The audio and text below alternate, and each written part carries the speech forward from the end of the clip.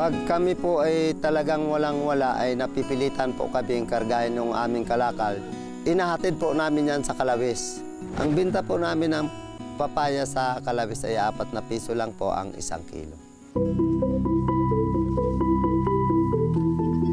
Mahirap yung aming dinadaanan, tapos bukod pa sa mahirap ay kung minsan kami pa'y nadudulas, nagugulong, nasisira pa yung aming kalakal. Pagka yung dating sa katag-ulanan, naguguho pa ho yun.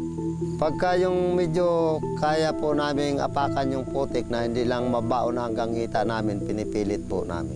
Iniintay po namin na matuyo-tuyo po ang lupa, tapos po aming pinagtulong-tulungan na lang ng pagpipiko at pagpapala po. Pagka yung bahang-baha po, dito talaga po kami nagtitiyaga sa hangin grid po namin na to. Tapos pinagtatiyagaan na lang namin yung mga sapang baha, tinutulayan namin ang kahoy.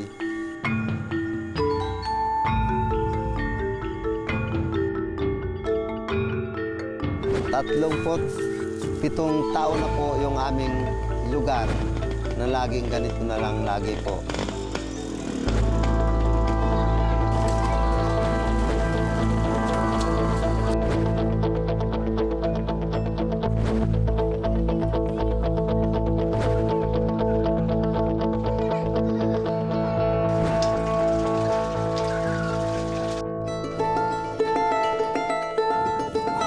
Minsan nagbibiruan pa kami sa hirap po ng aming daan.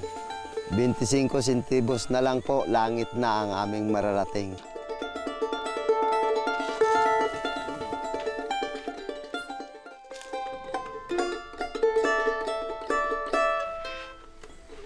Ako po si Danilo Lopez, nakatira sa Sitio Apia, Barangay Kalawis, Antipolo City.